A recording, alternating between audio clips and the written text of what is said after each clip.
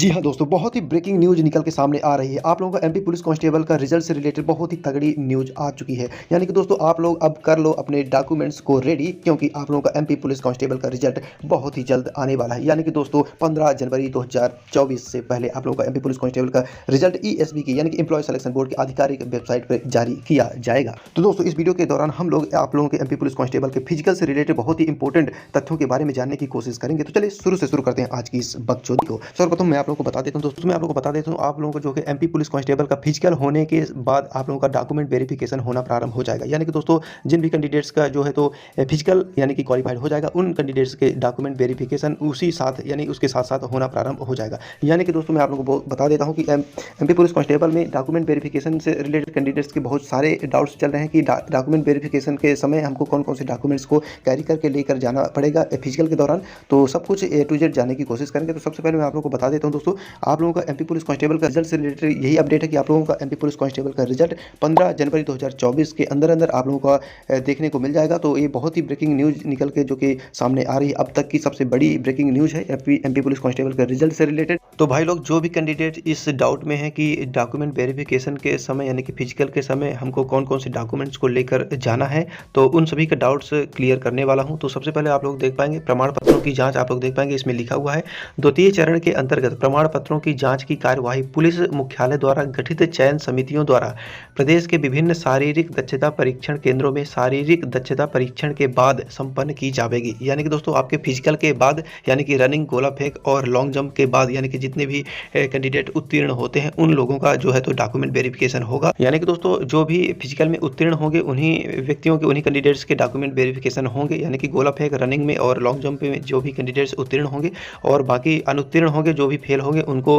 मतलब वापस से भेज दिया जाएगा। तो इसीलिए दोस्तों अनुत्तीर्ण का कोई मतलब चांस ही मत देना। इसीलिए फिजिकल तो पूरा आपके हाथ में है कि जितनी मेहनत आप लोग करोगे फिजिकल उतना बेहतरीन जाएगा। तो इसीलिए लगे रहिए फिजिकल में जितना भी हो सके। आपके पास बहुत ही कम समय बचा हुआ है, क्योंकि दोस्तों में भी आपका हो सकता है फरवरी से आपका फिजिकल होना प्रारंभ हो जाएगा, क्योंकि 15 जनवरी 2024 तक यदि आप लोगों का एमपी पुलिस कांस्टेबल का रिजल्ट आ जाता है तो हर हाल में यानी कि आप लोग समझ सकते हो कि हर हाल में आप लोगों का फिजिकल फरवरी महीने में देखने को मिल सकता है। इसके साथ दोस्तों आप लोग देख सकते हैं बहुत ही इंपॉर्टेंट जानकारी लिखी हुई है, आवेदक अपने साथ निम्नलिखित मूल प्रमाण पत्र, दस्तावेज, डॉक्यूमेंट और उनकी प्रतियां लेकर आएंगे एवं दस्तावेज सत्यापन के समय प्रस्तुत करेंगे। यानी कि दोस्तों आपको जब फिजिकल के समय आपको जाना है तो आप लोगों को अपनी ओरिजिनल मार्कशीट और साथ ही डॉक्यूमेंट की जो भी ओरिजिनल होंगे उनकी फोटो कॉपी भी लेकर जाना है, सेल्फ अटेस्टेड। तो इसके बाद आप लोग देख पाएंगे क्या क्या डॉक्यूमेंट्स लेकर जाना है, वो सब कुछ अच्छे तरीके से यहाँ देख लीजिएगा। इधर ऑफिशियल नोटिफिकेशन में सब कुछ लिखा हुआ है ए टू जेड आपको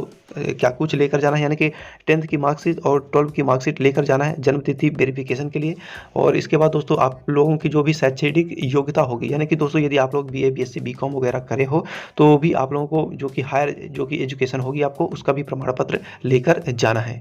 साथ ही दोस्तों यदि आप लोग एससी, एसटी, ओबीसी से आप लोग बिलोंग कर रहे हो तो आप लोगों का जो है तो कास्ट सर्टिफिकेट होगा, जाति प्रमाण पत्र आपको लेकर जाना है जो कि एसडीएम लेवल का, यानी कि जो भी होगा एसडीएम लेवल का होगा, यानी कि सेंट्रल लेवल का जो कि जाति प्रमाण पत्र होगा जो भी आपके कलेक्ट्रेट से बनेगा वो उसका जो है प्रपत्र जो है प्रारूप है। तो इस ऑफिशियल नोटिफिकेशन के लास्ट के पेज में आप देख सकते हो, उसको आप लोग प्रिंट आउट निकलवा के आप लोग अपने एसडीएम से जाके सिग्नेचर वगैरह करवा के आप लोगों को उसको भी लेकर साथ में जाना है।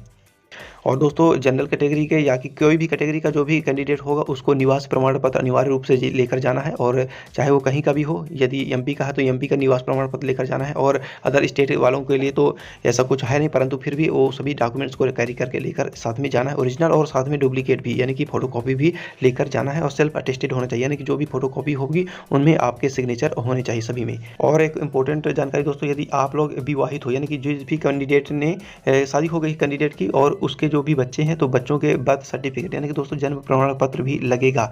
तो आप लोगों को डॉक्यूमेंट वेरिफिकेशन के समय यदि आप लोगों की शादी हो चुकी है तो आपके जो बच्चे होंगे उन बच्चों के जन्म प्रमाण पत्र यानी कि बर्थ सर्टिफिकेट भी लेकर जाना है, ओरिजिनल प्लस डुप्लीकेट भी। और इसके अलावा किसी प्रकार का कोई डॉक्यूमेंट अदर लेकर जाने की आवश्यकता नहीं है, बस यही है आधार कार्ड और जाति, आय, निवास और आपकी 10th 12th की मार्कशीट और फोटो वगैरह आपको लेकर जाना है। यानी कम से कम आपको फोटो 15 से 20 फोटोज लेकर जाना है, क्योंकि दोस्तों फोटोज वहाँ आपकी पासपोर्ट साइज की बहुत ही लगेंगी। इसलिए दोस्तों रिसेंट की फोटो आपको कम से कम 15 से 20 आपको खिंचवा कर रख लेनी है। तो मैं आप लोगों को बता दिया कि आप लोगों को बस डॉक्यूमेंट से सब कुछ रेडी करके रख लेना है। आप लोगों का फिजिकल फरवरी महीने से होने स्टार्ट हो जाएगा और जनवरी में आप लोगों का एमपी पुलिस कांस्टेबल का रिजल्ट हर हाल में देखने को मिल जाएगा।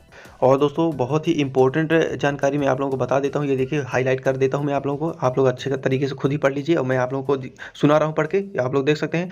शारीरिक दक्षता परीक्षण के लिए बुलाए गए अभ्यर्थियों के समस्त मूल प्रमाण पत्रों का परीक्षण किया जाएगा। यानी कि दोस्तों फिजिकल में जितने भी कैंडिडेट जाएंगे उनका जो है तो डॉक्यूमेंट वेरिफिकेशन किया जाएगा।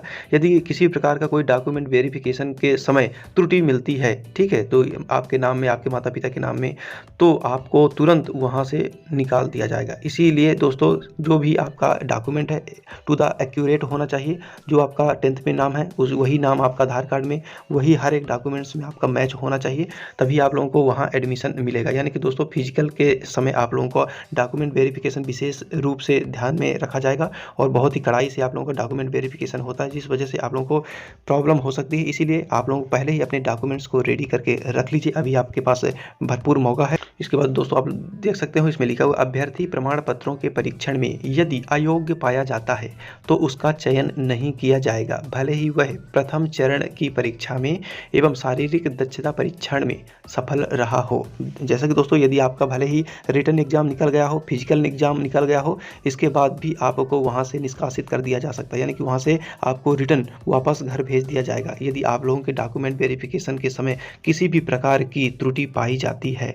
इसीलिए दोस्तों बिल्कुल आप लोग अपने डॉक्यूमेंट को रेडी कर लीजिए और अभी आपके पास भरपूर समय है। जितना मतलब कि आप लोगों का एमपी पुलिस कांस्टेबल का रिजल्ट तो आ ही जाएगा 15 जनवरी तक और आप लोगों का फिजिकल भी होना प्रारंभ हो जाएगा फरवरी माह में। तो अब आप लोगों के पास ज़्यादा समय नहीं बचा है, इसलिए बस आप लोग अपने फिजिकल में विशेष ध्यान देते रहिए और बस आप लोग अपने डॉक्यूमेंट्स को ज़रूर बनवा के पहले से ही रख लीजिए, क्योंकि बाद में आपको काफ़ी ज़्यादा समस्याएँ हो सकती हैं और बहुत से बच्चों के डॉक्यूमेंट्स भूल जाते हैं फिजिकल के समय, वहाँ जाते हैं परंतु कुछ इंपॉर्टेंट डॉक्यूमेंट्स घर पे ही भूल जाते हैं। इस वजह से आप लोगों को सारे डॉक्यूमेंट्स A to Z आपको बनवा के पहले से ऑलरेडी रख लेना है। हाँ दोस्तों, और एक इंपॉर्टेंट बात बताना चाह रहा हूँ, तो एमपी पुलिस कांस्टेबल का जब भी आप लोगों का रिजल्ट आएगा ESB के आधिकारिक पोर्टल में आएगा, यानी कि दोस्तों एम्प्लॉय सिलेक्शन बोर्ड के आधिकारिक पोर्टल में आएगा, इसके अलावा कहीं और नहीं आएगा। तो आप लोग अपने मोबाइल के माध्यम से ही घर बैठे देख सकते हो ESB के आधिकारिक पोर्टल में। बस देखने का तरीका थोड़ा अलग है दोस्तों, क्योंकि ये तरीका है एप्लीकेशन नंबर, आप 13 अंकों का एप्लीकेशन नंबर डालोगे, इसके बाद आप लोग अपना डेट ऑफ बर्थ डालोगे, इसके बाद यानी कि दोस्तों नया एक ऑप्शन ऐड कर दिया गया है जिसके माध्यम से आप लोग अपना एमपी पुलिस कांस्टेबल वगैरह का रिजल्ट चेक कर पाओगे। तो ये नया ऑप्शन क्या है, तो दोस्तों यानी कि आप लोग अपने माँ का स्टार्टिंग के 2 वर्ड लिखना है, जो भी आपके माँ का नाम होगा तो स्टार्टिंग के 2 लेटर्स लिखना है। इसके बाद आपका जो भी आधार कार्ड होगा, आधार कार्ड के लास्ट का 4 डिजिट आपको ऐड करना है, यानी कि यहाँ लिखना है। इसके बाद ही आप लोग कैप्चा डालोगे, इसके बाद सर्च वाले बटन में जैसे आप लोग क्लिक करोगे तो आप लोग अपना एमपी पुलिस कांस्टेबल वगैरह का रिजल्ट चेक कर पाओगे। तो ये नया तरीका ऐड कर दिया गया है ESB के आधिकारिक पोर्टल में, और भी ज़्यादा सिक्योरिटी की वजह से, ताकि हर किसी का रिजल्ट एक्सेस ना कर पाए, ना कि देख पाए। तो इसलिए ये सिक्योरिटी ऐड कर दी गई है। तो इसलिए दोस्तों एमपी पुलिस कांस्टेबल का रिजल्ट देखने का प्रोसेस बिल्कुल नया हो चुका है। तो आप लोग अब बस अपना एप्लीकेशन नंबर को अच्छे तरीके से रख लीजिए, बस एमपी पुलिस कांस्टेबल का रिजल्ट भी बहुत ही जल्द आने वाला है।